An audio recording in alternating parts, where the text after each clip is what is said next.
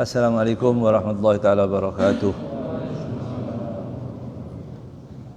Bismillah, alhamdulillah, wassalatu wassalamu ala rasulillah sayyidina Muhammad ibn Abdullah wa ala alihi wa sahbihi wa man walah. Allahumma salli ala nuril anwar wa sirril asrar tilakil aghyar wa miftahi babil yasar sayyidina Muhammadinil mukhtar wa alihi al-athhar wa ashabihi al-akhyar adada ni'amillahi wa ifdalih. Kita lanjutkan di penghujung ayat ke-11 ya.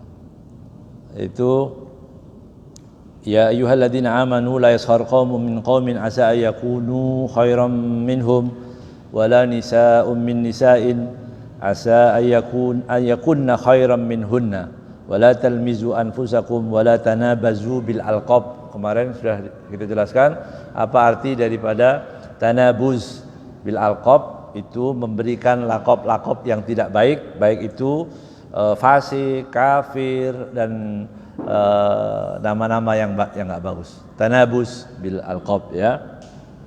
Ahlul bid'ah dan sebagainya. Itu dilarang ya. Bi'sal ismul fusuqu ba'dal iman. Wa man lam yatub fa ulaika humudz zalimun. Ya. Ini kemarin sudah kita jelaskan tentang tanabus bil alqab. Itu larangan-larangannya sudah disebutkan. Saya ulang sedikit hadis yang kemarin akan kita bahas, yaitu kata Rasulullah sallallahu alaihi wasallam, salasatun min aslil iman. Ya. 3 hal itu adalah pokok daripada keimanan, pondasi pokok daripada keimanan. Apa itu? Al-kafu amman qala la ilaha illallah.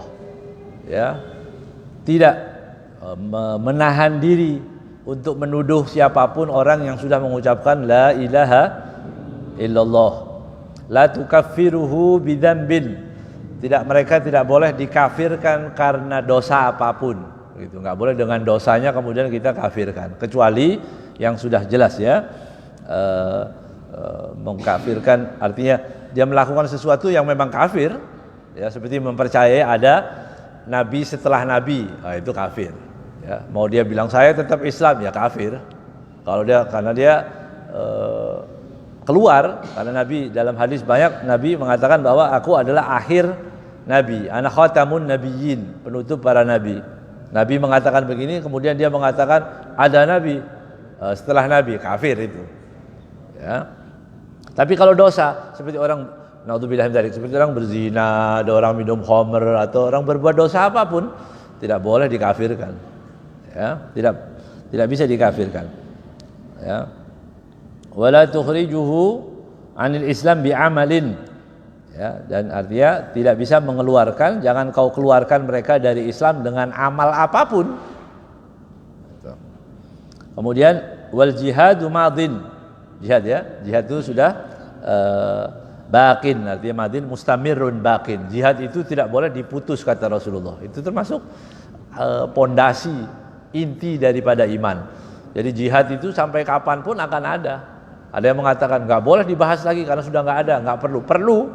Jihad itu nggak boleh ditiadakan.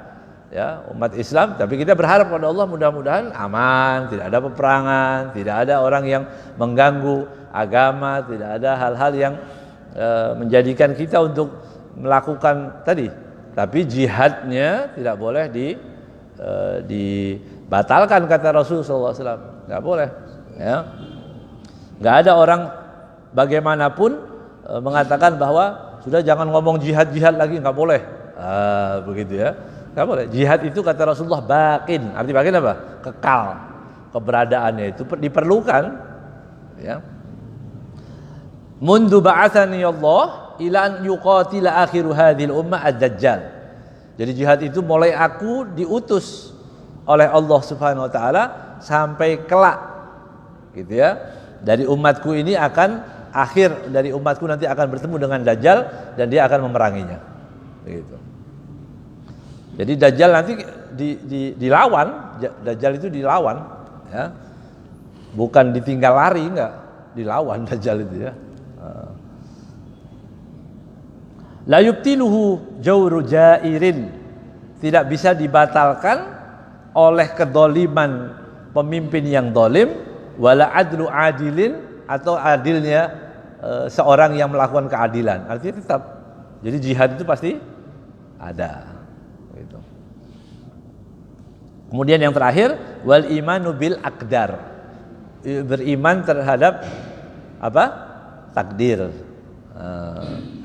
Beriman kepada takdir ya. Jadi hukumnya itu jelas sekali ya. Bahwa tanabuz, memberikan label kepada orang Islam fasik, kafir, bid'ah, itu harus berhati-hati karena itu dilarang dalam Al-Quran. Wala tanabazu bil alqab. Jadi tanabuz bil alqab itu tadi melabelkan kepada umat Islam hal-hal yang seperti itu. Jelas ya? Tetapi kalau disebutkan di sini wahada nahyun anin nabas bil alqab sayyi'ah. Jadi yang enggak boleh itu pakai lakop-lakop yang buruk. Kalau lakopnya yang baik boleh. Ya. Seperti Asadullah. Siapa itu Asadullah? Siapa yang dapat julukan Asadullah? Sayyidina Hamzah, Asadullah, gitu ya. Macan atau singanya Allah.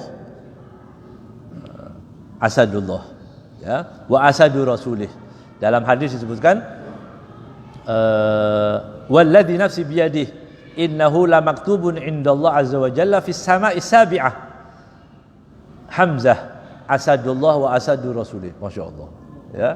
Tertulis di langit tingkat ketujuh nama itu Hamzah. Sayyidina Hamzah maksudnya paman Nabi Muhammad SAW,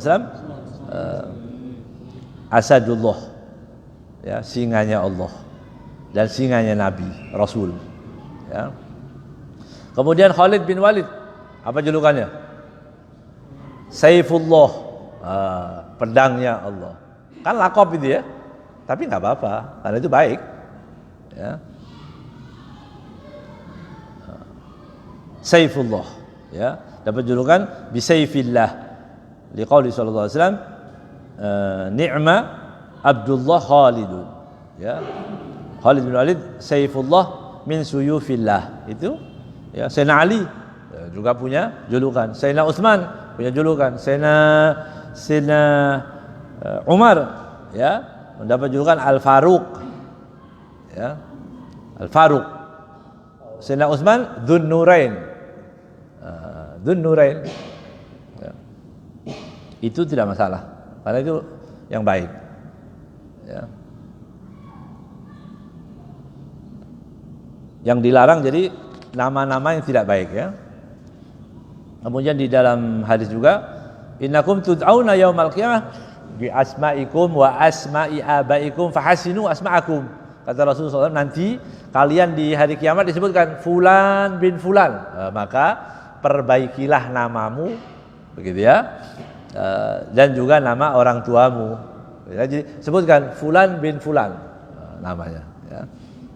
Supaya kita senang dipanggil nanti di hari kiamat itu. Fulan bin fulan, nama itu. Kalau namanya bagus kan senang. Ya. Namanya nggak pernah dipakai sama orang. Ya. Sebanyak orang di mahsyar itu nggak ada namanya yang mirip dia sama sekali gitu. Nggak pun yang baik ataupun yang jelek, ya. Jadi cari nama-nama yang bagus ya. Dan dalam hadis juga disunnahkan orang kalau bertemu dengan nama yang kurang baik dirubah. Ya, dirubah.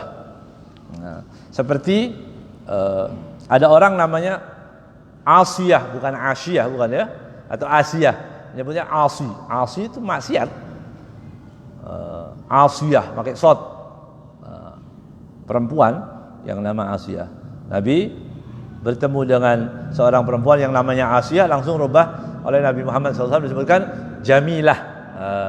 Jamilah, cantik, bagus, ya, cantik.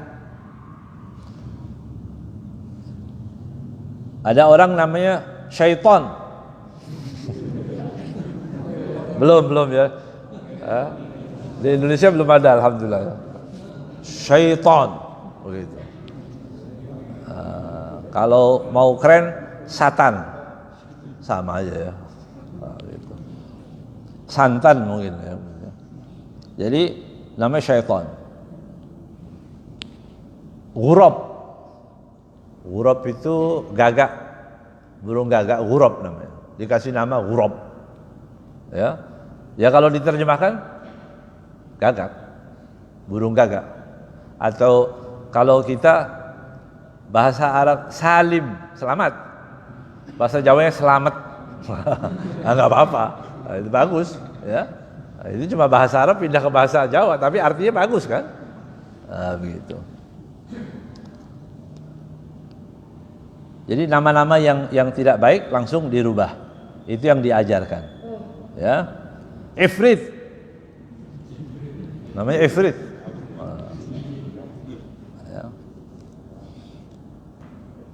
Ya, jadi dirubah nama-nama yang tidak baik. Sunnah. Jadi kalau kita ketemu, ajarkan maksudnya, itu salah. Mau nggak saya kasih nama? Saya pernah naik taksi, gitu ya. Itu namanya Rojim. Rojim kan nggak, mungkin salah ini Pak, nggak pakai Jim. Kalau Rohim, gitu ya, Abdul Rahim mungkin. Kalau Rojim kan yang terkutuk, gitu. Mungkin dia ambil di Quran yang sebelah mana gitu ya. Nah, itu perlunya kita tanya, datang ke ulama, tanya ke ustadz, ini cocok nggak? Ya, walaupun bahasa Arab.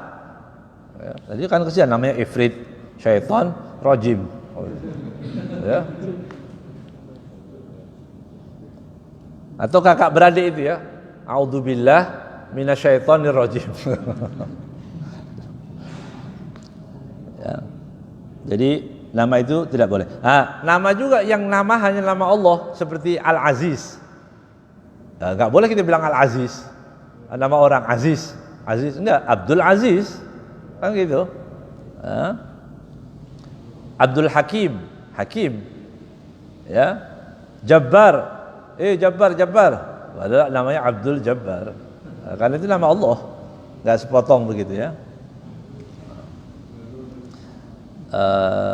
Orang Arab kadang-kadang kalau namanya Abdul Jabbar, Abdullah, Abdul Rahim, itu diambil biar gampang bilang abduh, itu hambanya, dipanggilnya abduh itu ya. Sini siapa? Sidul ya. Ya benar. Ya. Lebih bagus daripada dipanggil nanti akhirnya aja. Ya. Jadi nama-nama itu dianjurkan untuk dirubah ya. Jadi kemudian Allah Subhanahu wa taala mengatakan di sini wa man lam yatub faulaika humudz dzalimun. Jadi orang yang biasa pakai itu cepat-cepat tobat. Kalau enggak tobat dia ada orang-orang yang zalim. Udah tahu larangannya masih aja kasih nama orang begitu. Ya, nama-nama yang tidak baik. Ya. Ini menunjukkan bahwa apa?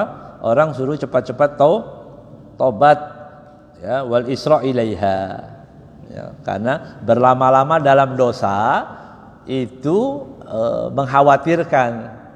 Ya, mau tobat nanti dulu. Ya, nanti agak tuaan dikit gitu. Baru nanti mau jadi orang soleh gitu. Dikira seperti kakek moyang yang umurnya bisa 80. Ternyata ini ambil paket yang 40 berangkat. Gitu kan belum tobat. Dia menyangka masih 40 tahun lagi. Tapi malaikat ambilkan begitu. Orang kan udah ditentuin, ya. Mau sakit, nggak mau sakit, mau ya.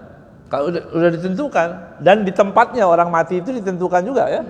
Tempatnya di mana begitu. Kan kayak ceritain Nabi Allah Sulaiman itu ya. Lagi ada tamu duduk bersama-sama. Kemudian Israel datang di situ. Ada orang dilihatin begitu. Sebayang itu dipelototin sama Israel, ya. Jadi Israel yang liatin gitu, dilihat sampai salah tingkah orang ini. Dia nggak enak, dia pandangannya ke sana terus. Dia bilang kepada Nabi Sulaiman, wahai Nabi Allah, pulangkan saya, ya pindahkan saya ke mana? Ke India. Pindahkan saya ke India. Dan dipindahkan ke India. Setelah dipindahkan, malaikat tadi ditanya oleh Nabi Sulaiman, kamu kenapa ngeliatin begitu? Ya, kenapa matamu kok kamu ngelihat sampai seperti itu? Saya juga heran gitu ya. Ini orang tercatat matinya di India, kok sekarang masih di sini? Jadi subhanallah ya. Itu kalau naik Grab lama ke Indianya, atau naik pesawat prosesnya lama. Begitu. Enggak mungkin, tapi takdirnya Allah pasti terjadi gitu ya. Jadi hal-hal itu cerita hikmah ya. Artinya hal-hal yang menurut kita enggak masuk akal, udah pasrah aja sama Allah. Nanti Allah yang ngurus semua itu. Begitu ya. Jadi malaikat ini dalam catatannya ini matinya hari ini, tapi di India. Jauh.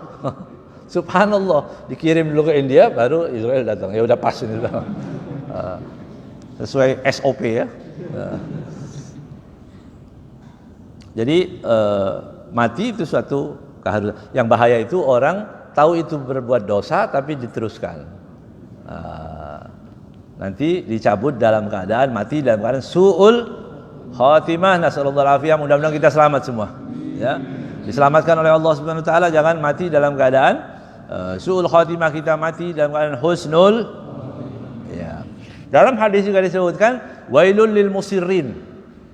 Celakalah orang yang terus-menerus melakukan dosa. Alladzi yusirruna ala ma fa'alu wa hum ya'lamun. Dia tahu itu dosa dan dia lakukan lagi wa hum ya'lamun. Padahal dia tahu. Ya. Na'udzubillah min dzalik ya. Fa innal israr 'ala shaghirah yaj'aluha kabirah. Dosa terus-menerus kecil dilakukan terus-menerus menjadi besar. Ya. Kalau dia bohong terus-menerus jadi besar. Ya. Bahkan nanti distempel apa? Tukang bohong. Sudah enggak bisa tobat lagi. Dia harus bohong terus. Nah, begitu. Dia minum khamr juga begitu. Dia melakukan dosa-dosa terus dia lakukan. Wal isra al-kabirah yaj'alu akhtar min kaunnya kabirah fahasab. Kalau dosa kecil dilakukan terus-menerus, itu akan menjadikan dia seperti dosa besar. Bagaimana dengan orang yang melakukan dosa besar? Ya. Sudah tua masih berzina. Sudah tua minum khamr. Sudah tua masih melakukan masih mencuri. Sudah tua masih dengan syahwat duniawi yang banyak itu, begitu ya. Ini akan menjadikan bahaya, bukan hanya menjadi dosa besar biasa, ini menjadi besar yang luar biasa, yang sulit bagi dia melepaskan dirinya. Ya. Diajarkan dari para ulama, orang yang terbayang-bayang untuk melakukan dosa besar supaya hilang atau dosa apapun diajarkan. Allahumma adhib syahwati fi ma'siyatik wa tama'i fi ma la yurdik. Ya, itu dibaca.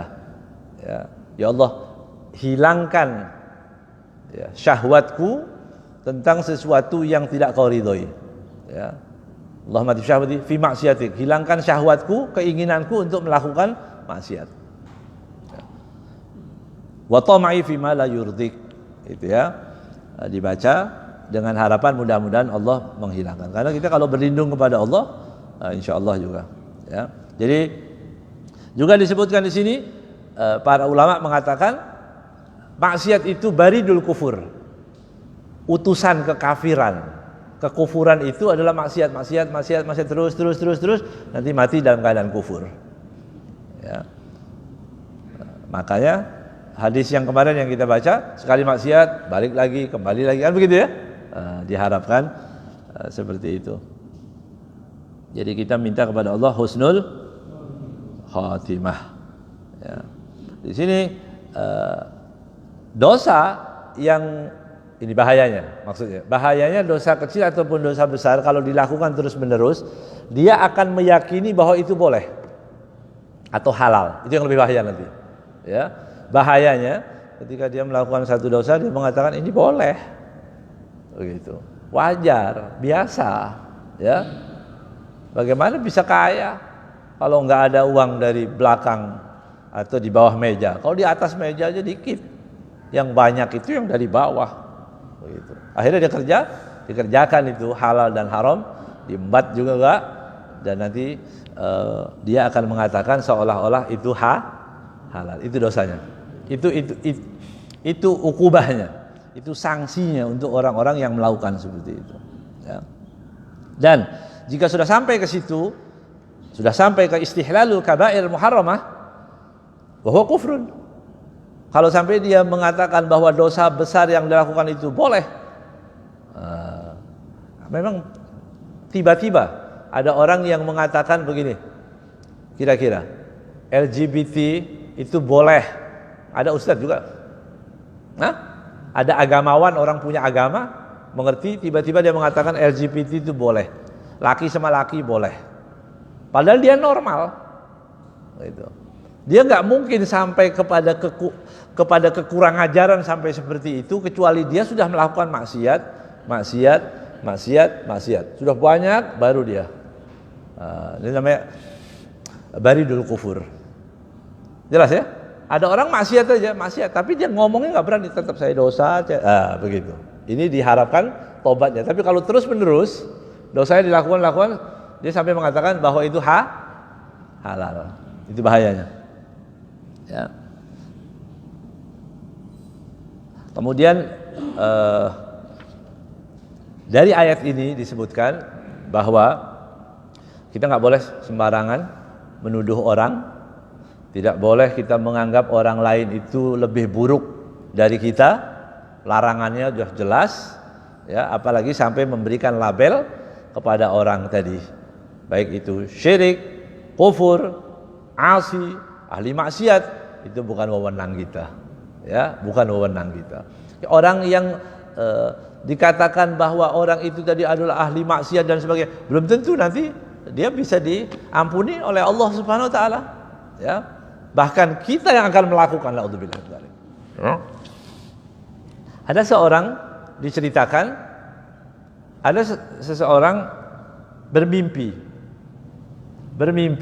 dia suruh ajak orang. Disebutkan itu fulan tetanggamu, bawa dia umroh, disuruh bawa umroh, tapi orangnya nggak sholat, nggak taat, tapi dia mimpi untuk membawa orang tadi umroh 2 kali. Dia mimpi lagi sama, mimpi untuk suruh mengajak orang tadi umroh. Sampai 2 kali, akhirnya dia bingung.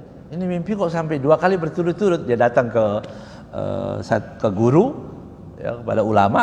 Kemudian dia datang bertanya, wahai guru, saya ini mimpi untuk diperintahkan untuk mengajak orang itu umroh. Padahal orang itu nggak sholat, nggak rajin sholat, nggak rajin ibadah. Ya. Kata gurunya, kalau kamu sampai mimpi 3 kali, ajak dia umroh. Begitu. Kan sudah 2 kali, 3 kali. 3 kali dia mimpi, benar, ajak orang itu umroh. Tapi ya udah, kalau sudah 3 kali datang kepada orang itu, dia katakan assalamualaikum, Pak, ayo ikut umroh. Kata dia. Sholatnya nggak pernah saya umroh. Gimana saya mau berangkat umroh? Saya nggak bisa.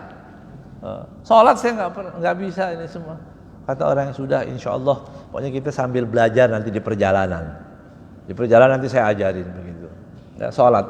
Jangankan sholat, wudu aja saya nggak ngerti caranya wudu. Ya, Islam. Ya, artinya orang ahli maksiat ya begitu ya, nggak sholat, tapi dipanggil. Udah, karena dia lewat mimpi seperti itu, dibawalah dia ke Mekah. Alhasil ringkas cerita, dia umroh, dia tawaf, dia sa'i. ya. Di situ kemudian selesai dia tawaf, kemudian dikasih tahu disunnahkan sholat di makom Ibrahim, ya. Oh, orang yang tadi minta mana yang tempat namanya makom Ibrahim itu. Kemudian dia bilang, ayo kita sholat 2 rakaat di situ. Yang mengajak sholat bersama orang tadi sendiri-sendiri, dia sholat. Begitu selesai sholat, sujud nggak bangun lagi, mati bagus ini orang. Hah? Dianggap orang katanya nggak sholat, nggak beres, berangkatnya pun diajak orang, dipaksa. Tapi Allah mau. Allah mau ini orang mendapatkan apa? Husnul khotimah, mati dalam keadaan sujud. Ya, belum tentu, luar biasa kan? Jadi nggak boleh sepelekan orang. Selesai dikuburkan, dia kembali lagi ke negerinya, kemudian dia cari informasi tentang orang ini. Nggak ada. Setahu kita memang nggak sholat, memang nggak bagus orang ini. Pasti keluarganya yang tahu ini. Ya, ditanya pada keluarganya, apa yang dilakukan bapakmu ini? Ya. Suamimu ini apa yang dilakukan oleh suamimu? Kata istri tadi, memang dia nggak pernah sholat. Dia nggak sholat, dia nggak bagus. Ya. Cuma di sini ada orang tua itu, ya. Di kampung ini ada orang tua perempuan tinggal sendiri, nggak ada yang ngurus, nggak ada yang bantu dia yang ngurus. Bukan ibunya nih, bukan ibunya, orang lain. Dia datang, dia rawat, ya. Perlu susu dikasih, perlu daging dikasih, cuma itu aja amalannya. Dan orang tua tadi setiap kali dia senang ada orang yang merawat dia, setiap kali dia doakan, Allahumma Allah yarzuqa husnul khotimah. Mudah-mudahan Allah berikan kamu husnul khotimah. Dikabulkan oleh Allah Ta'ala. Jadi belum tentu orang, ya. Nah, ini jangan salah arti. Jangan salah arti dalam cerita ini. Oh, nggak sholat tuh nggak apa-apa. Enggak. Ya. Salah itu, salah kesimpulan namanya. Ini hanya takut salah nanti, salah kesimpulan. Oh, boleh berarti nggak sholat nggak apa-apa, ya. Bisa mati dalam keadaan sujud, ya. Nah, itu salah itu, ya. Tapi maksudnya adalah jangan kita menghukumi orang, nggak baik, itu orang neraka, ahli neraka, bukan. Ya, kita nggak pernah dilantik untuk menjadi juri. Kita nggak pernah kan? Ada nggak pelantikan? Juri kenerakaan, nggak ada gitu, ya. Jadi mudah-mudahan Allah selamatkan kita, ya. Kemudian ayat berikutnya, ya ayyuhalladzina amanu istanibu katsiran minadh-dhanni inna ba'dadh-dhanni ismun. Ya. Wahai orang-orang, ayat 12, wahai orang-orang yang beriman, ya. Jauh sekali apa itu dhon, prasangka. Berprasangka buruk itu nggak boleh, ya. Inna ba'dadh-dhanni ismun, ya. Kebanyakan prasangka itu adalah dosa, salah, meleset. Tadi, ya, meleset itu orang. Kalau kita lihat ada orang nggak sholat, ya meleset, pasti dia orang buruk, begitu kan? Tapi kan kita nggak tahu akhirnya. Allah kehendaki baik, dia punya amalan, makanya dikatakan kita ini harus punya amalan satu yang tidak diketahui orang manapun. Apa aja terserah, ya. Ya, amalan kebaikan untuk kita benar-benar hanya kita dan Allah yang tahu. Begitu. Kalau yang lain seperti sholat, saya mengajar, ya, antum hadir, itu kan kelihatan. Harus ada punya amalan yang benar-benar tersembunyi. Ya. Sebagian ulama kalau mau dapat amalan yang tersembunyi yang tidak tahu itu pedagang. Pedagang itu nggak ada yang tahu, ya. Jadi dagang, dijual, harga modalnya 10.000, dia jual 8.000, begitu, ya. Harganya diturunkan 8.000. Si pembeli nawar lagi, mahal amat. Coba sudah dikasih 2.000 itu kan. Tapi itu biasa para ulama. Makanya banyak para ulama, wali-wali itu dagang, ya. Dan dagangnya ya boleh diambil untung, tapi banyak juga orang-orang yang digratisi, ya. Tapi tanpa dia tahu, yang tahu benar-benar dia sama Allah, begitu. Jadi kalau ditawar, cobaan, ya. Udah ambilnya 10.000, dijual 5.000, orangnya kaget, astagfirullahaladzim, jangan banyak-banyak ambil untung. Begitu kan? Itu cobaan, tapi nggak apa-apa. Sesekali kita boleh jual. Jadi ada cerita orang jual. Ini berapa harganya? Kemudian orang tadi bilang berapa harganya? Ini bilang ini kalau bahasa kita 15.000. 15.000. Nggak lama ada perempuan datang. Berapa? 7.000. Dikasih harga dengan setengah harga, 7.000. Begitu. Marah laki-laki ini. Mau marah, loh, kok kamu kasih harga beda-beda begitu? Sabar, ya, sabar. Biar sampai selesai dulu nih urusan. Ya, 7.000 diambil, kasih barangnya, pergi. Terus begitu dibilang, tanya, kenapa kamu kasih harga kok begitu, kok beda-beda? Itu perempuan datang itu, dia pekerja, dia punya anak yatim di rumahnya, dan dia paling nggak mau dikasih. Kalau dikasih dia marah, ya. Makanya saya bisa memberikannya dengan cara pura-pura dengan harga yang beda. Tapi dia, masya Allah, ini si orang tadi langsung dicium itu penjualnya itu, masya Allah, ini amalan orang-orang kalau nggak ngaji nggak ngerti nih. Berarti orang alim juga, ya, alim yang praktek, ya kan? Kalau kita belum tentu praktek kan? Ini alim dan alimnya ilmunya dipraktekkan langsung. Ya.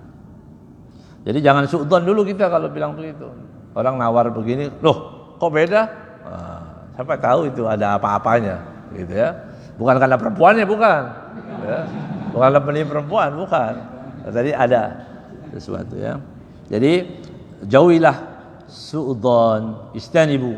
Ya, dzon itu fastanibu. Kalau disebutkan di sini dikatakan istanibu, itu istanibu artinya apa? Jauhilah, ya, jauhkanlah. Ya. Dalam ayat yang lain Allah Subhanahu Wa Taala menyebutkan istanibu artinya jauhilah. Fajtanibu rijsa minal authan, ya, wajtanibu qaula zur. Jauhkanlah darimu ucapan bohong. Jadi bohong itu dianjurkan. Berarti larangan ini ya. Larangan untuk menjauhi artinya haram dilakukan. Yang dikatakan oleh Allah jauhi berarti artinya hukumnya haram, seperti wala taqrabuz zina, jangan dekati zina. Ada orang mengatakan dekat aja nggak boleh, kan begitu, mendekati saja tidak boleh, apalagi berzina. Bukan berarti yang nggak boleh itu mendekati, nah, itu salah malah ya. Kemudian ayat yang lain, innamal khamru wal maisiru wal ansabu wal azlamu rijsun min amali syaitan fajtanibuhu la'allakum tuflihun. Ini kalimat istanibu, jauhilah. Jauhilah apa? Khamr itu dijauhi, ya, bukan dilegalkan. Ya. Iya. Itu kan menantang Allah berarti. Allah bilang istanibu, kemudian ada orang Islam melegalkan. Melegalkan artinya apa? Memberi izin, membolehkan, karena ini kearifan lokal, begitu kan? Akhirnya apa yang terjadi? Ada orang dalam keadaan mabuk, begitu, nembak orang yang nggak bersalah, mati 3 nyawa. Kok belum kapok? Kok belum tobat? Mestinya kan tobat ini diralat mestinya. Kalau ada orang ngeluarin obat salah, itu bisa ditarik obatnya. Jangankan sampai mati, ya. Ini obat terlalu keras, begitu. Itu bisa ditarik obat-obatan tadi. Ini khamr udah jelas-jelas, ya. Allah melarang dan buktinya ada. Itu kan jawaban kontan dari Allah itu mestinya. Waktu diberi izin, dilegalkan, langsung ada orang yang dibunuh cuma-cuma mati begitu saja karena khamr. Ya. Kalau punya sisa akal, dia tobat, udah, ya, nggak usah malu. Memang ini dilarang oleh Allah Subhanahu Wa Taala. Tidak ada keberkahan berarti ini. Ya, itu istinab, harus dijauhi. Ya, ya, mudah-mudahan Allah sadarkan itu para pemimpin ya, yang memberi izin itu, begitu.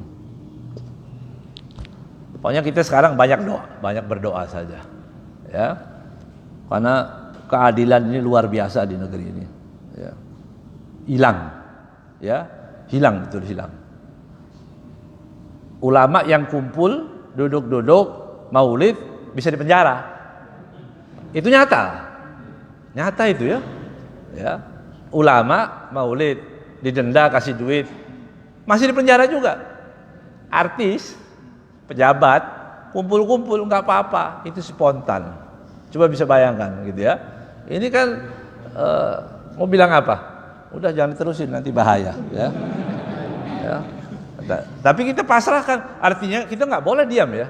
Mengatakan oh ya udah nggak apa-apa, itu nggak boleh ya. Tetap dalam hati tetap mengingkari. Ini kedoliman, ini tidak boleh didukung. Hal seperti ini tetap dosa begitu. Karena orang yang membiarkan kedoliman itu akan dibalas dengan azab oleh Allah SWT. Jadi kalau ada gempa, banjir, ini yang ada sekarang ini, ya jawaban itu daripada semua kedoliman itu mestinya. Ya, diam, ya nanti kena azab oleh Allah SWT. Dosa semuanya. Ya. Jadi kalau di masjid boleh nggak ngomong seperti itu? Boleh, wajib. Nah, jangan bilang, oh itu kok ngomong-ngomong apa itu? Politik, nggak ada politik, nggak ada kepentingan, ya. Mau kepengen jadi apa enggak? Saya mau ketemu hadirin ini jamaah tiap Jumat sekali udah cukup, sampai saya buat modal sampai ke akhirat ini, begitu ya. Nggak ada kepentingan apapun. Tapi sesuatu yang dosa ya harus disuarakan, nggak boleh. Ya, kalau semua diam, nanti Allah turunkan musibah, bala, ya. Kira-kira kita percaya nggak kalau ada banjir, musibah, longsor, yang ada itu kejadian murni, kejadian alam? Hah? Jadi banjir mau turun sendiri begitu? Ya, sudah maunya banjir, ya kan enggak ada yang atur ya, Allah Subhanahu Wa Taala. Jadi di situ disebutkan istanibu jauhilah. Jauhilah apa? Tadi. Artinya menjauhi berarti itu larangan taba'adu. Artinya taba'adu. Istanibu taba'adu arti menjauhilah. Jauhkanlah dirimu, ya. Waj'aluha fi janibil akhar. Atau janib itu gini, mengesampingkan. Ini ada istanibu. Apa yang harus dibuang? Apa yang harus disingkirkan? Adon, prasangka buruk, ya. Prasangka buruk untuk siapa? Untuk orang mukmin, ya. Pada orang-orang mukmin nggak boleh. Orang Islam itu dituduh macam-macam, nggak boleh orang Islam, ya.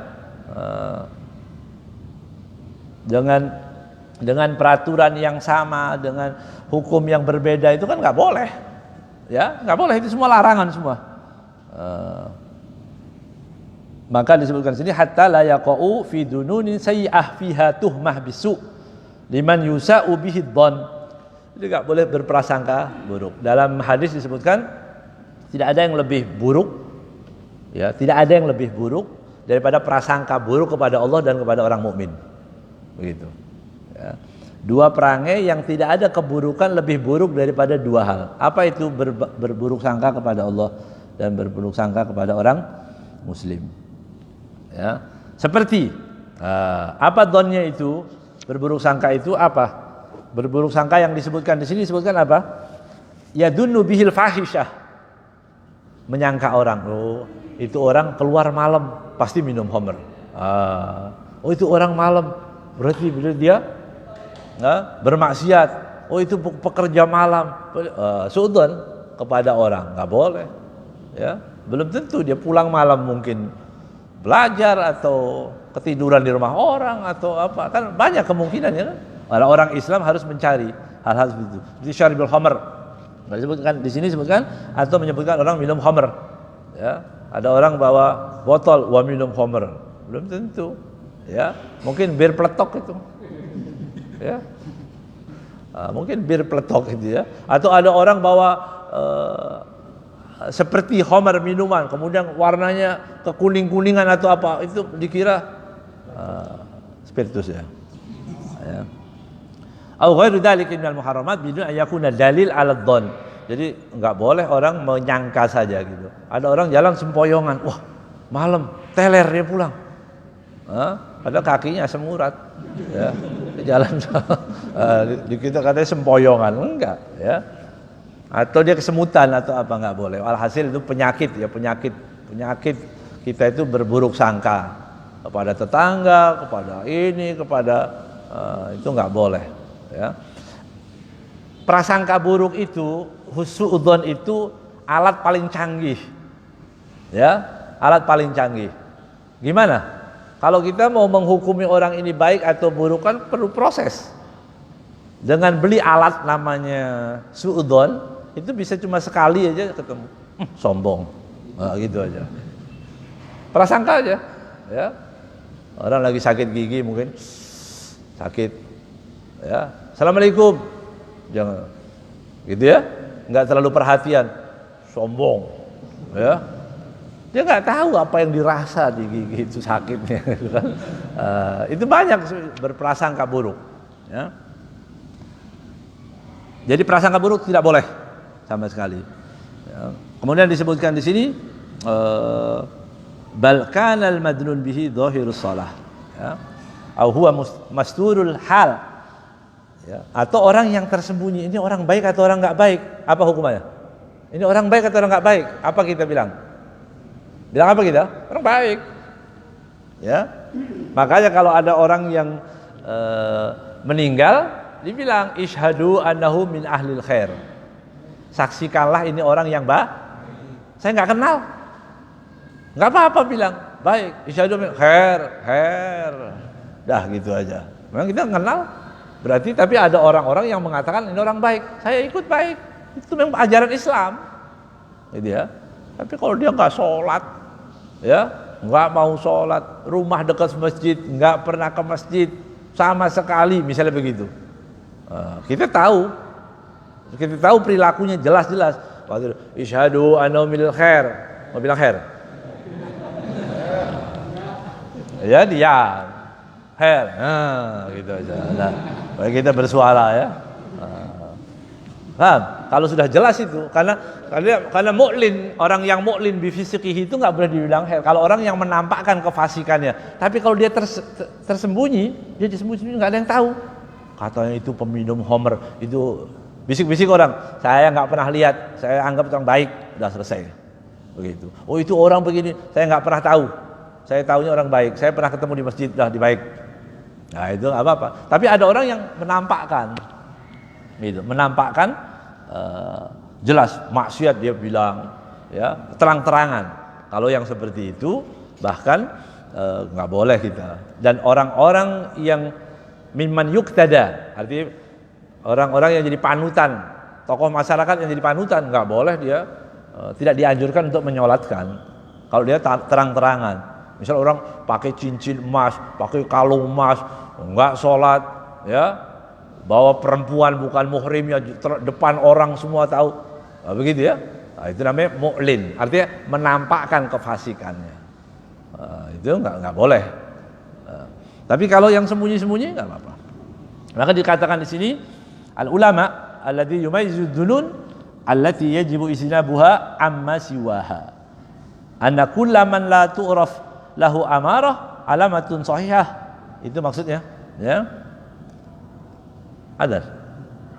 Ya, apapun orang yang tidak diketahui, itu orang yang nggak ketahui, ini orang soleh atau enggak, kita tahu dari mana? Ini soleh atau enggak soleh? Kan nggak bisa, ya. Misal nih, ada orang rambutnya panjang, ya, ada orang pakai peci berantem, begitu. Kita bilang mana yang benar? Satu ribut ini.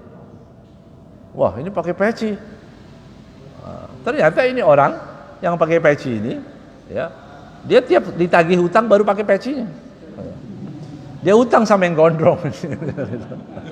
Nah, kan nggak bisa kan, nggak bisa kita secara dohir nggak bisa menghukumi itu, belum tentu, ya. Jadi casing itu belum tentu, nggak boleh. Orang Islam dibiasakan seperti itu, harus tahu. Kalau kita mau menjadi hakim ya kita tanya, kamu kenapa kamu berantem ini? Oh ini hutang. Nah, kalau ditagih, dia pura-pura sholat pakai peci. Begitu. Sholat nanti di pertengahan sholat hilang duluan, nggak ketemu lagi, begitu ya. Seperti orang-orang yang tadi ya, seperti orang-orang yang tadi banyak melakukan korupsi, berbuat jahat, begitu ditangkap pakai jilbab, kan begitu. Pakai sabu, begitu ketangkap pakai jilbab, ya. Jadi nggak bisa juga kita menghukumi begitu ya. Jadi kembali kepada don itu adalah khianat, ya, pengkhianatan pada amanat dari Allah. Kita diajarkan untuk apa? Berbaik sangka, tapi kita melakukannya apa? Berburuk sangka. Ada. Wallahu a'lam bishawab. Nanti kita lanjutkan lagi insyaallah. Wallahu a'lam bishawab. Assalamualaikum warahmatullahi wabarakatuh.